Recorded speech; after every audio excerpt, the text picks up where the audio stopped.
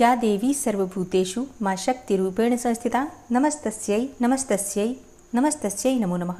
ओम दुम दुर्गाय नमः। 31 मार्च 2025 आज है सोमवार का दिन और आज आप सुनेंगे दुर्गा सप्तशती का दूसरा और तीसरा अध्याय।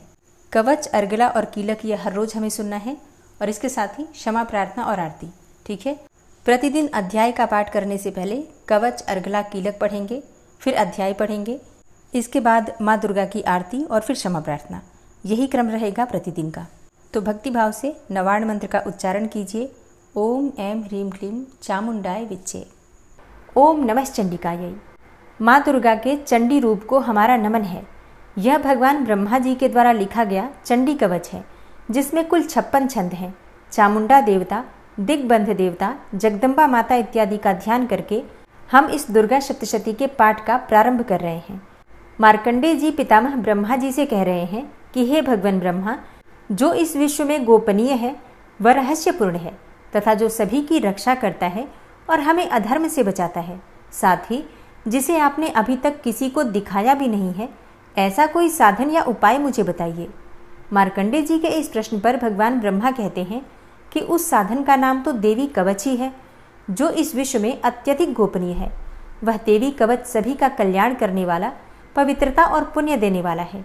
आपको इसी का ही जाप करना चाहिए, इससे ही आपका उद्धार होगा। माँ दुर्गा की 9 मूर्तियाँ हैं। माँ दुर्गा का प्रथम स्वरूप है माँ शैलपुत्री, दूसरा स्वरूप है माँ ब्रह्मचारिणी, माँ दुर्गा का तीसरा स्वरूप है माँ चंद्रघंटा और चौथा स्वरूप है माँ कुष्मांडा। उनका 5वां रूप स्कंद माता का है और छठा रूप माँ कात्यायनी है। 7वां स्वरूप है माँ कालरात्रि का और 8वां स्वरूप माँ महागौरी के नाम से प्रसिद्ध है। माँ दुर्गा का 9वां रूप है माँ सिद्धिदात्री। यही नव दुर्गा के रूप हैं जिसे भगवान ब्रह्मा के द्वारा वेदों के माध्यम से बताया गया है। जो मनुष्य अग्नि में जल रहा हो, सभी ओर से शत्रुओं से घिर गया हो, विपरीत परिस्थितियों का सामना कर रहा हो और उस समय यदि वह माँ दुर्गा की शरण में जाता है तो उसका कभी भी बुरा नहीं हो सकता है। अर्थात माँ दुर्गा का ध्यान किए जाने पर माँ दुर्गा उसकी हर परिस्थिति में सहायता करती हैं। यदि युद्ध का समय हो और मनुष्य संकटों में घिरा हुआ हो तो भी माँ दुर्गा के प्रभाव से उसका कुछ भी बुरा नहीं होता है। माँ दुर्गा उसके दुख, पीड़ा, भय इत्यादि का नाश कर देती हैं। जो भी भक्तगण माँ दुर्गा की भक्ति करता है, माँ दुर्गा अवश्य ही उन्हें अभय दान देती हैं। जो कोई भी देवी दुर्गा का ध्यान करता है, माँ दुर्गा उसकी हर प्रकार से रक्षा करती हैं और इस बात में कोई भी संशय नहीं है। चामुंडा माता का वाहन प्रेत है और वे उस पर सवारी करती हैं। वाराही माता का वाहन भैंसा है। ऐन्द्री माता का वाहन हाथी है तो वही वैष्णवी माता का वाहन गरुड़ है। भगवान शिव की पत्नी व सभी की ईश्वरी माँ पार्वती का वाहन वृषभ है। कुमारी माता का वाहन मोर है। लक्ष्मी माता कमल के आसन पर विराजमान है और उन्होंने अपने हाथों में भी कमल लिया हुआ है। वे भगवान विष्णु को अत्यधिक प्रिय हैं। वृषभ पर बैठी हुई माँ पार्वती का रंग सफ़ेद है। भगवान ब्रह्मा की पत्नी माँ ब्राह्मी या माँ सरस्वती हंस पर बैठी हुई हैं और सभी प्रकार के आभूषण पहने हुए हैं। इस प्रकार से माता रानी अपने भिन्न भिन्न रूपों में सभी तरह के योग व शक्तियों को ली हुई हैं। उन्होंने कई प्रकार के आभूषण व रत्न पहने हुए हैं जो उनकी शोभा को बढ़ा रहे हैं। माँ दुर्गा का एक रूप अत्यधिक क्रोध में रथ पर बैठा हुआ दिखाई देता है, जो दुष्टों का नाश करने के लिए है। वे अपने हाथ में शंख, सुदर्शन चक्र, गदा, हल, मूसल इत्यादि लिए हुए हैं। इसके अलावा उन्होंने अपने हाथों में खेटक, तोमर, परशु, पाश, त्रिशूल तथा उत्तम कोटि का धनुष भी लिया हुआ है। माँ दुर्गा दैत्यों, दुष्टों व राक्षसों का नाश कर देती हैं, भक्तों का कल्याण करती हैं तथा देवताओं का सदैव हित करती हैं। इसी उद्देश्य के तहत ही उन्होंने भिन्न भिन्न भांति के अस्त्र शस्त्र लिए हुए हैं। माँ दुर्गा के महारुद्र, प्रलयंकारी, पराक्रमी, महाशक्तिशाली, अत्यधिक उत्साही तथा भय का नाश कर देने वाले इस रूप को हम सभी नमस्कार करते हैं। माँ देवी के उस प्रलयंकारी रूप की ओर देखना भी बहुत मुश्किल है, जो शत्रुओं का भय बढ़ाने का कार्य करता है। पूर्व दिशा में इंद्री देवी मेरी रक्षा कीजिए, आग्नेय दिशा में अग्नि देवी मेरी रक्षा कीजिए, दक्षिण दिशा में वाराही माता, नैऋत्य कोण में खड़ग धारिणी माँ, पश्चिम दिशा में वारुणी देवी और वायव्य कोण में मृगवाहिनी देवी मेरी रक्षा कीजिए। उत्तर दिशा में माँ कुमारी, ईशान कोण में शूलधारिणी, आकाश से अर्थात ऊपर से माँ ब्रह्माणी तथा नीचे अर्थात पाताल लोक से माँ वैष्णवी मेरी रक्षा कीजिए। राक्षसों के शवों को अपने वाहन के रूप में उपयोग में लाने वाली माँ चामुंडा देवी, आप दशों दिशाओं से मेरी रक्षा कीजिए। आगे से माँ जया तथा पीछे से माँ विजया, आप मेरी रक्षा कीजिए। माँ अजिता मेरे वाम भाग में और दक्षिण दिशा में अपराजिता देवी मेरी रक्षा करें। मेरे शिखा की रक्षा उद्योतिनी देवी और माँ उमा मेरे सिर की रक्षा करें, अर्थात उसमें वास करें। आप मेरे ललाट की मालाधारी के रूप में और भौहों का यशस्विनी के रूप में संरक्षण करें। भौहों के बीच में त्रिनेत्र के रूप में और नाक की यम घंटा के रूप में रक्षा करें। दोनों आँखों के बीच में शंख माता के रूप में और कानों की द्वारवासिनी के रूप में रक्षा करें। मेरे कपाल की कालिका के रूप में और कानों के मूल की शांकरी देवी रक्षा करें। नासिका की सुगंधा देवी और होंठ के ऊपरी भाग की चर्चिका देवी रक्षा करें। होंठ के निचले भाग की रक्षा अमृत कला देवी और जीभ की सरस्वती देवी रक्षा करें। मेरे दांतों की कुमारी देवी, कंठ की चंडिका देवी, घंटिका की चित्रघंटा देवी और तालु की महामाया देवी रक्षा करें। मेरी ठोड़ी की कामाक्षी देवी, वाणी की सर्वमंगला देवी, ग्रीवा की भद्रकाली तथा मेरुदंड की धनुर्धारी देवी रक्षा करें। बाहरी कंठ की नीलग्रीवा देवी, कंठ नलिका की नलकूबरी, कंधों की खड़गनी देवी और भुजाओं की वज्रधारिणी देवी रक्षा करें। दोनों हाथों की दंडिनी देवी, अंगुलियों की जगदम्बिका माता, नाखूनों की शूलेश्वरी देवी और पेट की कुलेश्वरी देवी रक्षा करें। स्तनों की महादेवी, मन की शोक विनाशिनी देवी, हृदय की ललिता देवी और उदर की शूलधारिणी देवी रक्षा करें।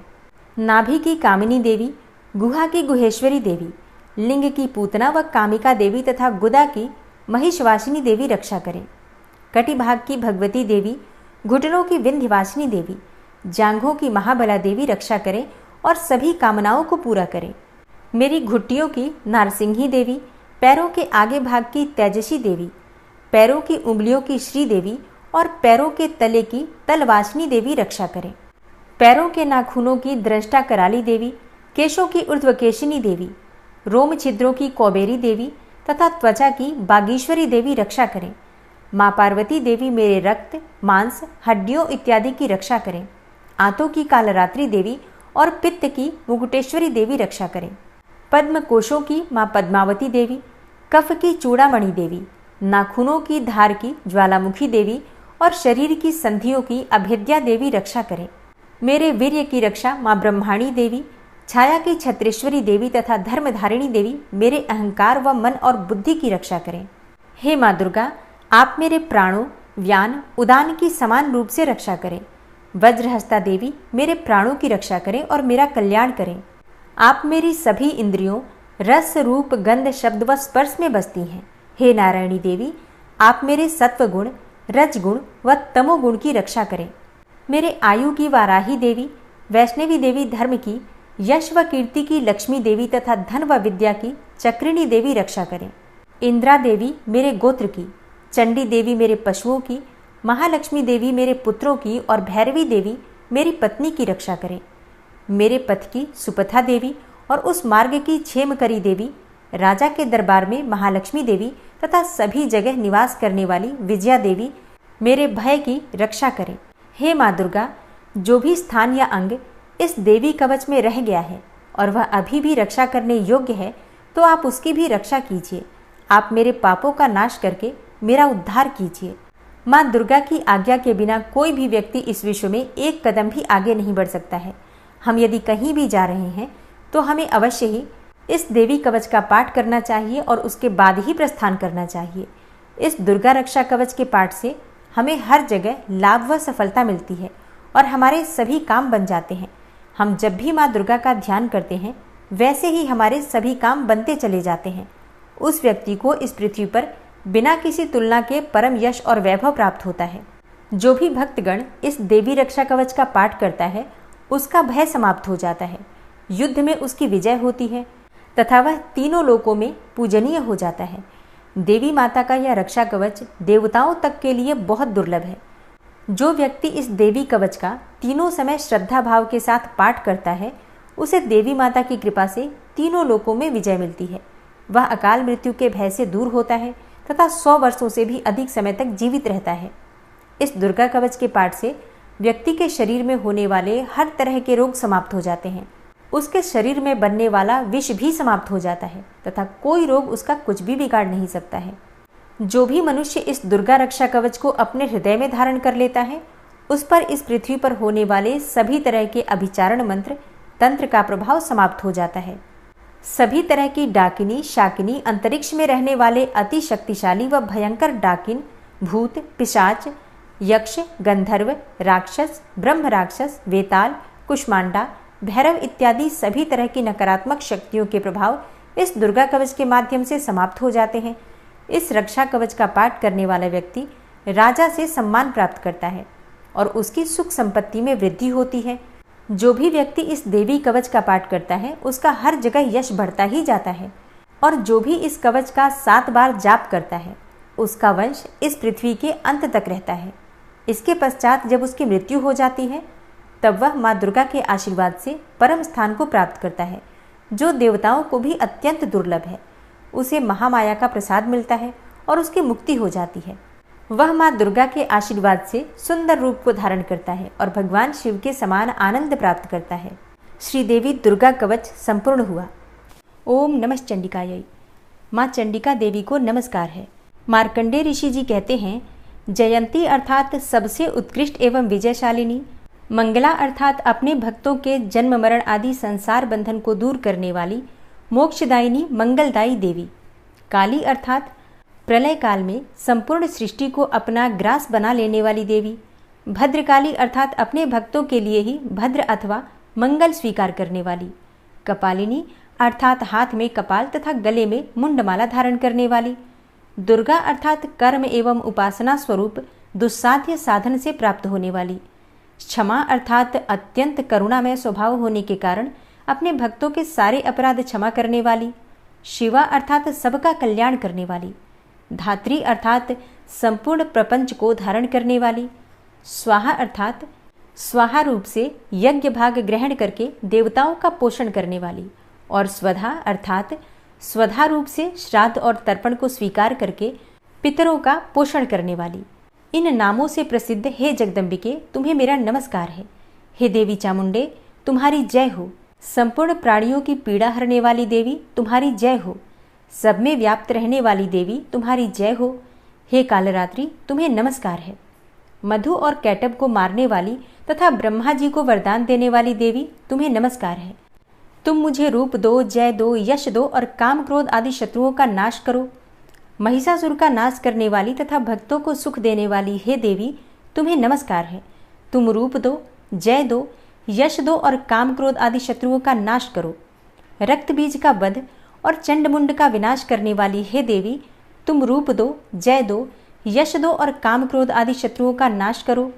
शुंभ और निशुंभ तथा धूम्रलोचन का मर्दन करने वाली हे देवी, तुम रूप दो, जय दो, यश दो और काम क्रोध आदि शत्रुओं का नाश करो। सबके द्वारा वंदित युगल चरणों वाली तथा संपूर्ण सौभाग्य प्रदान करने वाली हे देवी, तुम रूप दो, जय दो, यश दो और काम क्रोध आदि शत्रुओं का नाश करो। हे देवी, तुम्हारे रूप और चरित्र अचिंत्य हैं। तुम समस्त शत्रुओं का विनाश करने वाली हो। तुम रूप दो, जय दो, यश दो और काम क्रोध आदि शत्रुओं का नाश करो। पापों को दूर करने वाली हे चंडिके, जो भक्तिपूर्वक तुम्हारे चरणों में सर्वदा मस्तक झुकाते हैं, उन्हें रूप दो, जय दो, यश दो और उनके काम क्रोध आदि शत्रुओं का नाश करो। रोगों का नाश करने वाली हे चंडिके, जो भक्तिपूर्वक तुम्हारी स्तुति करते हैं, उन्हें रूप दो, जय दो, यश दो और उनके काम क्रोध आदि शत्रुओं का नाश करो। हे चंडिके, इस संसार में जो भक्तिपूर्वक तुम्हारी पूजा करते हैं, उन्हें रूप दो, जय दो, यश दो और उनके काम क्रोध आदि शत्रुओं का नाश करो। मुझे सौभाग्य और आरोग्य दो, परम सुख दो। रूप दो, जय दो, यश दो और मेरे काम क्रोध आदि शत्रुओं का नाश करो। जो मुझसे द्वेष रखते हों, उनका नाश और मेरे बल की वृद्धि करो। रूप दो, जय दो, यश दो और मेरे काम क्रोध आदि शत्रुओं का नाश करो। हे देवी, मेरा कल्याण करो, मुझे उत्तम संपत्ति प्रदान करो। रूप दो, जय दो, यश दो और मेरे काम क्रोध आदि शत्रुओं का नाश करो। हे अंबिके, देवता और असुर दोनों ही अपने माथे के मुकुट की मड़ियों को तुम्हारे चरणों पर घिसते रहते हैं। तुम रूप दो, जय दो, यश दो और काम क्रोध आदि शत्रुओं का नाश करो। तुम अपने भक्तजनों को विद्वान, यशस्वी और लक्ष्मीवान बनाओ तथा रूप दो, जय दो, यश दो और उनके काम क्रोध आदि शत्रुओं का नाश करो। प्रचंड दैत्यों के दर्प का दलन करने वाली हे चंडिके, मुझ शरणागत को रूप दो, जय दो, यश दो और मेरे काम क्रोध आदि शत्रुओं का नाश करो। चतुर्मुख ब्रह्मा जी के द्वारा प्रशंसित चार भुजाधारिणी हे परमेश्वरी, तुम रूप दो, जय दो, यश दो और काम क्रोध आदि शत्रुओं का नाश करो। हे देवी अंबिके, भगवान विष्णु नित्य निरंतर भक्ति पूर्वक तुम्हारी स्तुति करते रहते हैं। तुम रूप दो, जय दो, यश दो और काम क्रोध आदि शत्रुओं का नाश करो। हिमालय कन्या पार्वती के पति महादेव जी के द्वारा प्रशंसित होने वाली हे परमेश्वरी, तुम रूप दो, जय दो, यश दो और काम क्रोध आदि शत्रुओं का नाश करो। शचीपति इंद्र के द्वारा सद्भाव से पूजित होने वाली हे परमेश्वरी, तुम रूप दो, जय दो, यश दो और काम क्रोध आदि शत्रुओं का नाश करो। प्रचंड भुजदंडों वाले दैत्यों का घमंड चूर करने वाली हे देवी, तुम रूप दो, जय दो, यश दो और काम क्रोध आदि शत्रुओं का नाश करो। हे देवी अंबिके, तुम अपने भक्तजनों को सदा असीम आनंद प्रदान करती रहती हो। मुझे रूप दो, जय दो, यश दो और मेरे काम क्रोध आदि शत्रुओं का नाश करो। मन की इच्छा के अनुसार चलने वाली मनोहर पत्नी प्रदान करो, जो दुर्गम संसार सागर से तारने वाली तथा उत्तम कुल में उत्पन्न हुई हो। जो मनुष्य इस अर्गला स्तोत्र का पाठ करके सप्तशती रूपी महास्तोत्र का पाठ करता है, वह सप्तशती की जप संख्या से मिलने वाले श्रेष्ठ फल को प्राप्त होता है। साथ ही वह प्रचुर संपत्ति भी प्राप्त कर लेता है। कीलक स्तोत्र। ओम नमः चंडिकायै। मार्कंडेय ऋषि जी कहते हैं, चंडिका देवी को नमस्कार है। विशुद्ध ज्ञान ही जिनका शरीर है, तीनों वेद ही जिनके तीनों दिव्य नेत्र हैं, और जो कल्याण प्राप्ति के हेतु हैं तथा अपने मस्तक पर अर्धचंद्र का मुकुट धारण करते हैं, उन भगवान शिव को नमस्कार है। मंत्रों का जो अभिकीलक है, अर्थात मंत्रों की सिद्धि में विघ्न उपस्थित करने वाले शाप रूपी कीलक का जो निवारण करने वाला है, उस सप्तशती स्तोत्र को संपूर्ण रूप से जानना चाहिए और जानकर उसकी उपासना करनी चाहिए। यद्यपि सप्तशती के अतिरिक्त अन्य मंत्रों के जप में भी जो निरंतर लगा रहता है, वह भी कल्याण का भागी होता है।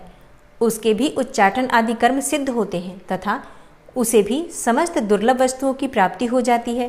तथापि जो अन्य मंत्रों का जप न करके केवल इस सप्तशती नामक स्तोत्र से ही देवी की स्तुति करते हैं, उन्हें स्तुति मात्र से ही सच्चिदानंद स्वरूपिणी देवी सिद्ध हो जाती हैं।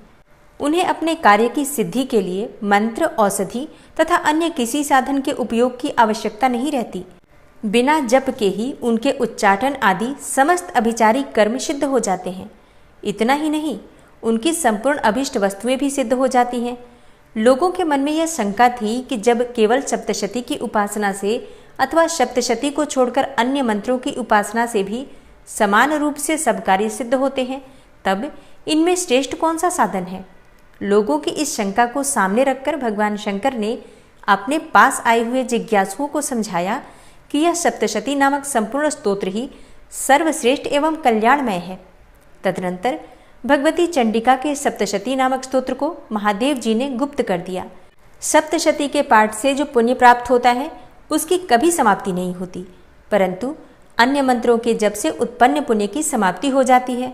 अतः भगवान शिव ने अन्य मंत्रों की अपेक्षा जो सप्तशती की ही श्रेष्ठता का निर्णय किया, उसे यथार्थ ही जानना चाहिए। अन्य मंत्रों का जप करने वाला पुरुष भी यदि सप्तशती के स्तोत्र और जप का अनुष्ठान कर ले, तो वह भी पूर्ण रूप से ही कल्याण का भागी होता है। इसमें तनिक भी संदेह नहीं है। जो साधक कृष्ण पक्ष की चतुर्दशी अथवा अष्टमी को एकाग्रचित्त होकर भगवती की सेवा में अपना सर्वस्व समर्पित कर देता है और फिर उसे प्रसाद रूप से ग्रहण करता है, उसी पर भगवती प्रसन्न होती हैं, अन्यथा उनकी प्रसन्नता नहीं प्राप्त होती। इस प्रकार सिद्धि के प्रतिबंधक रूप कील के द्वारा महादेव जी ने इस स्तोत्र को कीलित कर रखा है। जो पूर्वोक्त रीति से निष्कीलन करके इस सप्तशती स्तोत्र का प्रतिदिन स्पष्ट उच्चारण पूर्वक पाठ करता है, वह मनुष्य सिद्ध हो जाता है, वही देवी का पार्षद होता है और वही गंधर्व भी होता है। सर्वत्र विचरते रहने पर भी इस संसार में उसे कहीं भी भय नहीं होता। वह अपमृत्यु के वश में नहीं पड़ता तथा देह त्यागने के बाद वह मोक्ष प्राप्त कर लेता है। अतः कीलन को जानकर उसका परिहार करके ही सप्तशती का पाठ आरंभ करें। जो ऐसा नहीं करता उसका नाश हो जाता है। इसलिए कीलक और निष्कीलन का ज्ञान प्राप्त करने पर ही यह स्तोत्र निर्दोष होता है और विद्वान पुरुष इस निर्दोष स्तोत्र का ही पाठ आरंभ करते हैं। स्त्रियों में जो कुछ भी सौभाग्य आदि दृष्टिगोचर होता है वह सब देवी के प्रसाद रूप का ही फल है। अतः इस कल्याणमय स्तोत्र का सदा जाप करना चाहिए। इस स्तोत्र का मंद स्वर से पाठ करने पर स्वल्प फल की प्राप्ति होती है और उच्च स्वर से पाठ करने पर पूर्ण फल की सिद्धि होती है। अतः उच्च स्वर से ही इसका पाठ आरंभ करना चाहिए। जिनके प्रसाद से ऐश्वर्य, सौभाग्य, आरोग्य, संपत्ति, शत्रुनाश तथा परम मोक्ष की भी सिद्धि होती है, उस कल्याणमयी जगदम्बा की स्तुति मनुष्य क्यों नहीं करते। दुर्गा सप्तशती का दूसरा और तीसरा अध्याय। तो सबसे पहले आप सुनेंगे दूसरा अध्याय और उसके बाद तीसरे अध्याय का पाठ श्रवण करेंगे। और दूसरे अध्याय में देवताओं के तेज से देवी का प्रादुर्भाव और महिषासुर की सेना के वध के बारे में वर्णन किया गया है। तो पाठ सुनने से पहले माँ भगवती जगदम्बा का अपने मन में स्मरण कीजिए। ओम नमः चंडिकाय इस मंत्र का उच्चारण करके भक्तिभाव से इस कथा का श्रवण करते हैं। ऋषि कहते हैं, पूर्व काल में देवताओं और असुरों में पूरे 100 वर्षों तक घोर संग्राम हुआ था। उसमें असुरों का स्वामी महिषासुर था और देवताओं के नायक इंद्र थे। उस युद्ध में देवताओं की सेना महाबली असुरों से परास्त हो गई और संपूर्ण देवताओं को जीतकर महिषासुर इंद्र बन बैठा। तब पराजित देवता प्रजापति ब्रह्मा जी को आगे करके उस स्थान पर गए जहां भगवान शंकर और विष्णु विराजमान थे। देवताओं ने महिषासुर के पराक्रम तथा अपनी पराजय का यथावत वृतांत उन दोनों देवेश्वरों से विस्तार पूर्वक कह सुनाया। वे बोले, हे भगवान, महिषासुर सूर्य, इंद्र, अग्नि, वायु, चंद्रमा, यम, वरुण तथा अन्य देवताओं के भी अधिकार छीनकर स्वयं ही सबका अधिष्ठाता बना बैठा है। उस दुरात्मा महिष ने समस्त देवताओं को स्वर्ग से निकाल दिया है। अब वे मनुष्यों की भांति पृथ्वी पर विचरण करते हैं। दैत्यों की यह सारी करतूत हमने आप लोगों से कह सुनाई है और अब हम आप ही की शरण में आए हैं। उसके वध का कोई उपाय सोचिए। तब इस प्रकार देवताओं के वचन सुनकर भगवान विष्णु और शिव ने दैत्यों पर बड़ा क्रोध किया। उनकी भौहें तन गई और मुंह टेढ़ा हो गया। तब अत्यंत कोप में भरे हुए चक्रपाणी श्री विष्णु के मुख से एक महान तेज प्रकट हुआ। इसी प्रकार ब्रह्मा, शंकर तथा इंद्र आदि अन्यान्य देवताओं के शरीर से भी बड़ा भारी तेज निकला और वह सब मिलकर एक हो गया। महान तेज का वह पुंज जाज्वल्यमान पर्वत सा जान पड़ा। देवताओं ने देखा, वहां उसकी ज्वालाएं संपूर्ण दिशाओं में व्याप्त हो रही थी। संपूर्ण देवताओं के शरीर से प्रकट हुए उस तेज की कहीं तुलना नहीं थी। एकत्रित होने पर वह एक नारी के रूप में परिणत हो गया और अपने प्रकाश से तीनों लोकों में व्याप्त जान पड़ा। भगवान शंकर का जो तेज था उससे उस देवी का मुख प्रकट हुआ। यमराज के तेज से उसके सिर में बाल निकल आए। श्री विष्णु भगवान के तेज से उसकी भुजाएं उत्पन्न हुई। चंद्रमा के तेज से दोनों स्तनों का और इंद्र के तेज से मध्य भाग अर्थात कटि प्रदेश का प्रादुर्भाव हुआ। वरुण के तेज से जंघा, पिंगली और पृथ्वी के तेज से नितंब भाग प्रकट हुआ। ब्रह्मा के तेज से दोनों चरण और सूर्य के तेज से उनकी अंगुलियां हुई। वसुओं के तेज से हाथों की अंगुलियां और कुबेर के तेज से नासिका प्रकट हुई। उस देवी के दांत प्रजापति के तेज से और तीनों नेत्र अग्नि के तेज से प्रकट हुए। उसकी भौहें संध्या के और कान वायु के तेज से उत्पन्न हुए थे। इसी प्रकार अन्यान्य देवताओं के तेज से भी उस कल्याणमयी देवी का आविर्भाव हुआ। तदनंतर समस्त देवताओं के तेज पुंज से प्रकट हुई देवी को देखकर महिषासुर के सताए हुए देवता बहुत प्रसन्न हुए। पिनाकधारी भगवान शंकर ने अपने शूल से एक शूल निकालकर उन्हें दिया। फिर भगवान विष्णु ने भी अपने चक्र से चक्र उत्पन्न करके देवी भगवती को अर्पित किया। वरुण ने भी शंख भेंट किया। अग्नि ने उन्हें शक्ति दी और वायु ने धनुष तथा बाण से भरे हुए 2 तरकश प्रदान किए।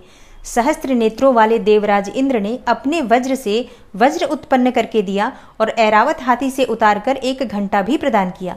यमराज ने कालदंड से दंड, वरुण ने पाश, प्रजापति ने स्फटिकाक्ष की माला तथा ब्रह्मा जी ने कमंडलू भेंट किया। सूर्य ने देवी के समस्त रोमकूपों में अपनी किरणों का तेज भर दिया और काल ने उन्हें चमकती हुई ढाल और तलवार दी। क्षीर समुद्र ने उज्जवल हार तथा कभी जीर्ण न होने वाले 2 दिव्य वस्त्र भेंट किए। साथ ही उन्होंने दिव्य चूड़ामणि, 2 कुंडल, कड़े, उज्जवल अर्धचंद्र, सब बाहुओं के लिए केयूर, दोनों चरणों के लिए निर्मल नुपुर, गले की सुंदर हंसली और सब अंगुलियों में पहनने के लिए रत्नों की बनी अंगूठियां भी दी। और विश्वकर्मा ने उन्हें अत्यंत निर्मल फरसा भेंट किया। साथ ही अनेक प्रकार के अस्त्र और अभेद्य कवच भी दिए। इनके सिवा मस्तक और वक्षस्थल पर धारण करने के लिए कभी न कुम्भलाने वाले कमलों की मालाएं दी। जलधि ने उन्हें सुंदर कमल का फूल भेंट किया। हिमालय ने सवारी के लिए सिंह तथा भांति भांति के रत्न समर्पित किए। धनाध्यक्ष कुबेर ने मधु से भरा पान पात्र दिया तथा संपूर्ण नागों के राजा शेष ने, जो इस पृथ्वी को धारण करते हैं, उन्हें बहुमूल्य मणियों से विभूषित नागहार भेंट दिया। इसी प्रकार अन्य देवताओं ने भी आभूषण और अस्त्र शस्त्र देकर देवी का सम्मान किया। तत्पश्चात उन्होंने बारंबार अट्टहास पूर्वक उच्च स्वर से गर्जना की। उनके भयंकर नाद से संपूर्ण आकाश गूंज उठा। देवी का वह अत्यंत उच्च स्वर से किया हुआ सिंहनाद कहीं समा न सका। आकाश उसके सामने लघु प्रतीत होने लगा। उससे बड़े जोर की प्रतिध्वनि हुई, जिससे संपूर्ण विश्व में हलचल मच गई और समुद्र कांप उठे। पृथ्वी डोलने लगी और समस्त पर्वत हिलने लगे। उस समय देवताओं ने अत्यंत प्रसन्नता के साथ सिंहवाहिनी भवानी से कहा, हे देवी, तुम्हारी जय हो। साथ ही महर्षियों ने भी भक्तिभाव से विनम्र होकर उनका स्तवन किया। संपूर्ण त्रिलोकी को क्षोभग्रस्त देख दैत्यगण अपनी समस्त सेना को कवच आदि से सुसज्जित करके हाथों में हथियार ले सहसा ही उठकर खड़े हो गए। उस समय महिषासुर ने बड़े क्रोध में आकर कहा, आह, यह क्या हो रहा है। फिर वह संपूर्ण असुरों से घिरकर उस सिंहनाद की ओर लक्ष्य करके दौड़ा और आगे पहुंचकर उसने देवी को देखा, जो अपनी प्रभा से तीनों लोगों को प्रकाशित कर रही थी। उनके चरणों के भार से पृथ्वी दबी जा रही थी।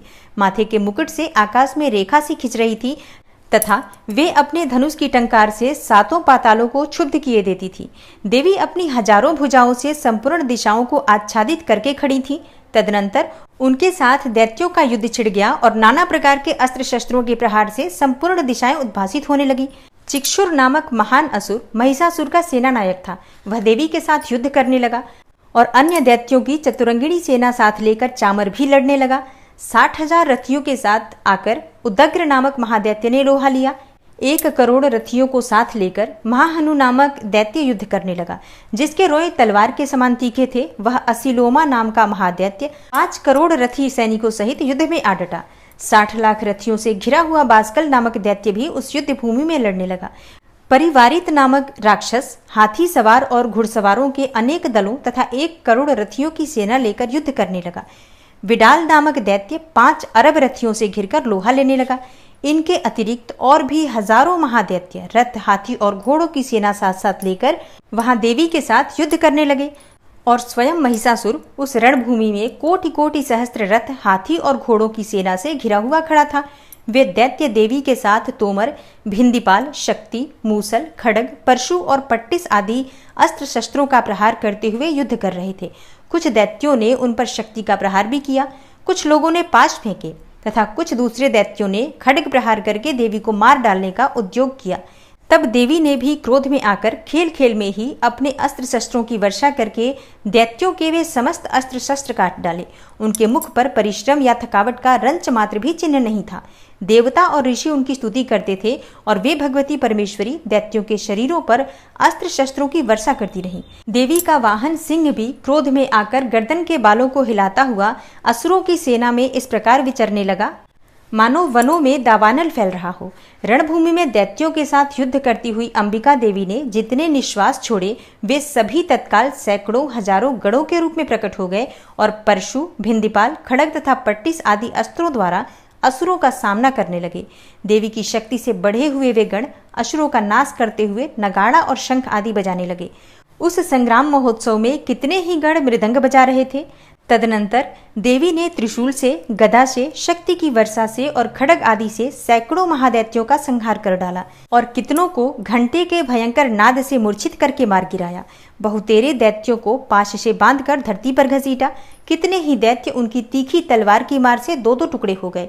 कितने ही गदा की चोट से घायल हो धरती पर सो गए।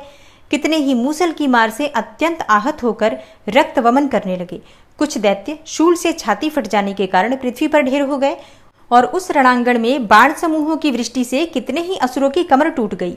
बाज की तरह झपटने वाले देवी पीड़क दैत्यगण अपने प्राणों से हाथ धोने लगे।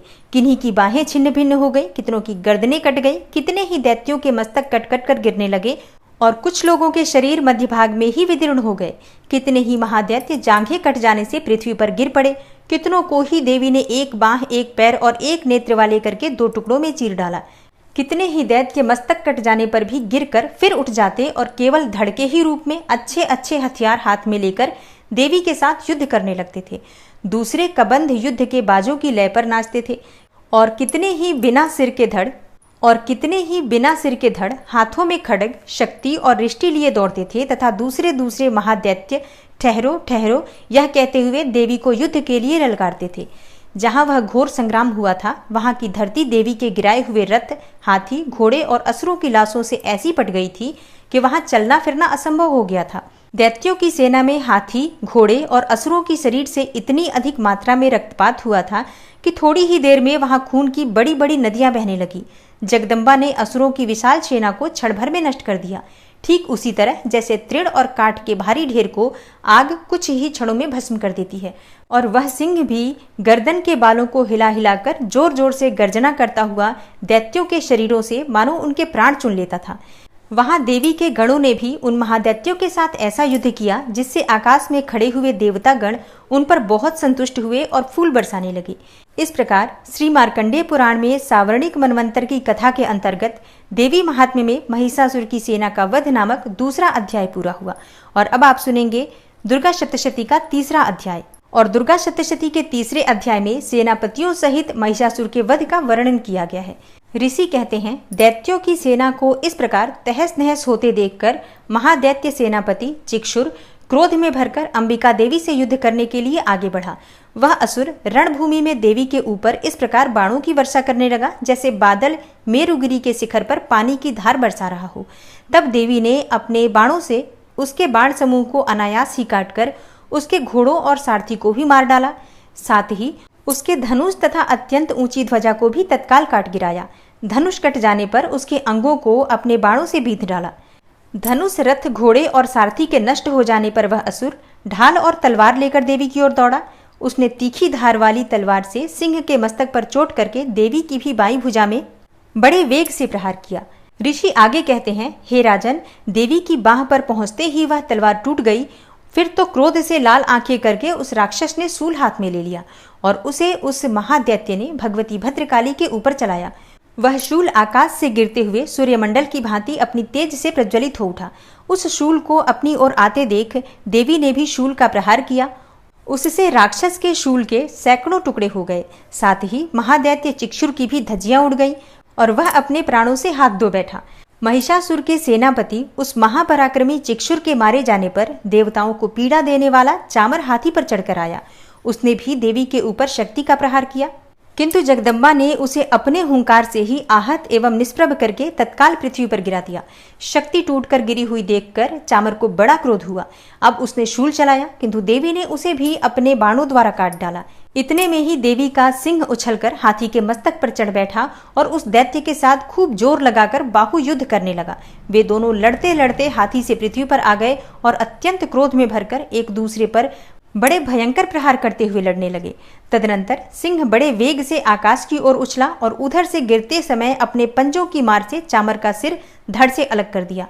इसी प्रकार उद्दग्र भी शिला और वृक्ष आदि की मार खाकर रणभूमि में देवी के हाथों से मारा गया तथा कराल भी दांतों, मुक्कों और थप्पड़ों की चोट से धराशायी हो गया। क्रोध में भरी हुई देवी ने गदा की चोट से उद्धत का कचूमर निकाल डाला। भिंदीपाल से वाष्कल को तथा बाणों से ताम्र और अंधक को मौत के घाट उतार दिया। 3 नेत्रों वाली परमेश्वरी ने त्रिशूल से उग्रास्य, उग्रवीर्य तथा महाहनु नामक दैत्य को मार डाला और तलवार की चोट से विडाल के मस्तक को धड़ से काट गिराया। दुर्धर और दुर्मुख इन दोनों को भी अपने बाणों से यमलोक भेज दिया। इस प्रकार अपनी सेना का संहार होता हुआ देखकर महिषासुर ने भैंसे का रूप धारण करके देवी के गणों को त्रास देना आरंभ किया। किन्हीं को थुथुन से मारकर, किन्हीं के ऊपर खुरों का प्रहार करके, किन्हीं किन्हीं को पूंछ से चोट पहुंचाकर, कुछ को सींगों से विदीर्ण करके, कुछ गणों को वेग से, किन्हीं को सिंहनाद से, कुछ को चक्कर देकर और कितनों को निश्वास वायु के झोंके से धराशायी कर दिया। इस प्रकार गणों की सेना को गिराकर वह असुर महादेवी के सिंह को मारने के लिए झपटा। इससे जगदम्बा को बड़ा क्रोध हुआ। उधर महापराक्रमी महिषासुर भी क्रोध में भरकर धरती को खुरों से खोदने लगा तथा अपने सींगों से ऊंचे ऊंचे पर्वतों को उठाकर फेंकने और गरजने लगा। उसके वेग से चक्कर देने के कारण पृथ्वी क्षुब्ध होकर फटने लगी और उसकी पूंछ से टकराकर समुद्र सब ओर से धरती को डुबोने लगा। हिलते हुए सींगों के आघात से विदीर्ण होकर बादलों के टुकड़े टुकड़े हो गए। उसके श्वास के प्रचंड वायु के वेग से उड़े हुए सैकड़ों पर्वत आकाश से गिरने लगे। इस प्रकार क्रोध में भरे हुए उस महादैत्य को अपनी ओर आते देखकर चंडिका ने उसका वध करने के लिए महान क्रोध किया। उन्होंने पाश फेंककर उस महान असुर को बांध लिया। उस महासंग्राम में बंध जाने पर उसने भैंसे का रूप त्याग दिया और तत्काल सिंह के रूप में प्रकट हो गया। उस अवस्था में जगदम्बा ज्यों ही उसका मस्तक काटने के लिए उद्यत हुई, त्यों ही वह खड्गधारी पुरुष के रूप में दिखाई देने लगा। तब देवी ने तुरंत ही बाणों की वर्षा करके ढाल और तलवार के साथ उस पुरुष को भी बींध डाला। इतने में ही वह महान गजराज के रूप में परिणत हो गया तथा अपनी सूंड से देवी के विशाल सिंह को खींचने और गर्जने लगा। खींचते समय देवी ने तलवार से उसकी सूंड काट डाली। तब उस महादैत्य ने पुनः भैंसे का शरीर धारण कर लिया और पहले की ही भांति चराचर प्राणियों सहित तीनों लोकों को व्याकुल करने लगा। तब क्रोध में भरी हुई जगन्माता चंडिका बारंबार उत्तम मधु का पान करने लगी और लाल आंखें करके हंसने लगी। उधर वह बल और पराक्रम के मद से उन्मत्त हुआ राक्षस गर्जने लगा और अपने सींगों से चंडी के ऊपर पर्वतों को फेंकने लगा। उस समय देवी अपने बाणों के समूहों से उसके फेंके हुए पर्वतों को चूर्ण करती हुई बोली। बोलते समय उनका मुख मधु के मद से लाल हो रहा था और वाणी लड़खड़ा रही थी। देवी ने कहा, ओ मूढ़, मैं जब तक मधु पीती हूँ तब तक तू क्षण भर के लिए खूब गर्ज ले। मेरे हाथ से यहीं तेरी मृत्यु हो जाने पर अब शीघ्र ही देवता भी गर्जना करेंगे। ऋषि कहते हैं, यो कहकर देवी उछली और उस महादैत्य के ऊपर चढ़ गई। फिर अपने पैर से उसे दबाकर उन्होंने शूल से उसके कंठ में आघात किया। तब उनके पैर से दबा होने पर भी महिषासुर अपने मुख से दूसरे रूप में बाहर होने लगा। अभी आधे शरीर से ही वह बाहर निकलने पाया था कि देवी ने अपने प्रभाव से उसे रोक दिया। आधा निकला होने पर भी वह महादैत्य देवी से युद्ध करने लगा। तब देवी ने बहुत बड़ी तलवार से उसका मस्तक काट गिराया। फिर तो हाहाकार करती हुई दैत्यों की सारी सेना भाग गई तथा संपूर्ण देवता अत्यंत प्रसन्न हो गए। देवताओं ने दिव्य महर्षियों के साथ दुर्गा देवी का स्तवन किया। गंधर्व राज गाने लगे तथा अप्सराएं नृत्य करने लगी। इस प्रकार श्री मार्कंडेय पुराण में सावर्णिक मनवंतर की कथा के अंतर्गत देवी महात्म्य में महिषासुर वध नामक तीसरा अध्याय पूरा हुआ। ओम नमः चंडिकायै। और अब आप सुनेंगे माँ दुर्गा की आरती। ओम जय अम्बे गौरी मैया, जय श्यामा गौरी मैया जी को निश दिन ध्यावत, तुमको निश दिन ध्यावत, हरि ब्रह्मा शिवरी। ओम जय अम्बे गौरी। मांग सिंदूर बिराजत, टीको मृग मद को, उज्ज्वल से दो नैना, चंद्र बदन नीको। ओम जय अम्बे गौरी। कनक समान कलेवर, रक्तांबर राजे, रक्त पुष्प गले माला, कंठन पर साजे। ओम जय अम्बे गौरी। के हरि वाहन राजत, खड्ग खपर धारी, सुर नर मुनि जन सेवत, तिनके दुख हारी। ओम जय अम्बे गौरी। कानन कुंडल शोभित, नासाग्रे मोती, कोटिक चंद्र दिवाकर, राजत समज्योति। ओम जय अम्बे गौरी। शुंभ निशुंभ विडारे, महिषासुर घाती, धूम्र विलोचन नैना, निशिदिन मदमाती। ओम जय अम्बे गौरी। 64 योगिनी मंगल गावे, नृत्य करत भैरो मैया, नृत्य करत भैरो, बाजत ताल मृदंगा, अरु बाजत डमरू। ओम जय अम्बे गौरी। भुजाचार अति शोभित, खड्ग खपर धारी, मन वांछित फल पावत, सेवत नर नारी। ओम जय अम्बे गौरी। कंचन थाल विराजत, अगर कपूर बाती, श्रीमाल के तुम राजत, कोटि रतन ज्योति। मैया जय अम्बे गौरी।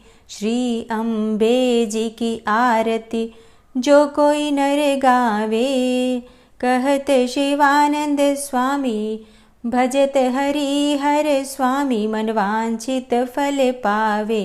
ओम जय अम्बे गौरी। जय अम्बे गौरी मैया, जय श्यामा गौरी। मैया जी को निश दिन ध्यावत, तुमको निश दिन ध्यावत, हरि ब्रह्मा शिवरी। ओम जय अम्बे गौरी। ओम जय अम्बे गौरी। मैया जय श्यामा गौरी।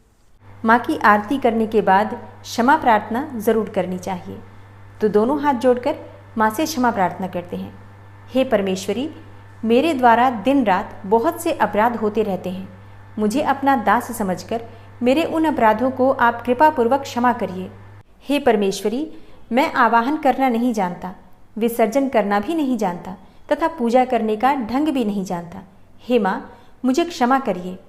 हे देवी सुरेश्वरी, मैंने जो मंत्रहीन अर्थात ना मंत्रों को जानता हूँ, क्रियाहीन अर्थात ना क्रियाओं को जानता हूँ, और भक्तिहीन अर्थात ना भक्ति के प्रकार जानता हूँ, तो मैंने जो मंत्रहीन, क्रियाहीन और भक्तिहीन पूजन किया है वह सब आपकी कृपा से पूरे हों। सैकड़ों अपराध करने के बाद भी जो आपकी शरण में आके जगदम्बा कहकर पुकारता है, उसे वह गति प्राप्त होती है जो ब्रह्मा आदि देवताओं के लिए भी पाना आसान नहीं है। हे जगदम्बिके, मैं अपराधी हूँ, किंतु आपकी शरण में आया हूँ। इस समय दया का पात्र हूँ, आप जैसा चाहें वैसा करें। हे देवी परमेश्वरी, अज्ञानवश, भूल से या बुद्धि भ्रष्ट होने के कारण मैंने जो भी न्यूनता या अधिकता कर दी हो वह सब क्षमा करें और प्रसन्न हो। हे सच्चिदानंद स्वरूपा परमेश्वरी, जगन माता कामेश्वरी, आप प्रेम पूर्वक मेरी यह पूजा स्वीकार करें और मुझ पर प्रसन्न रहें। हे देवी सुरेश्वरी, आप गोपनीय से भी गोपनीय वस्तु की रक्षा करने वाली हैं। मेरे निवेदन किए हुए इस जप को ग्रहण करिए। आपकी कृपा से मुझे सिद्धि की प्राप्ति हो। इस प्रकार क्षमा प्रार्थना मंत्र के पाठ से दुर्गा माता आपके जाने अनजाने में हुए सारे अपराधों को क्षमा करेंगी और उनकी कृपा सदैव आपके ऊपर बनी रहेगी।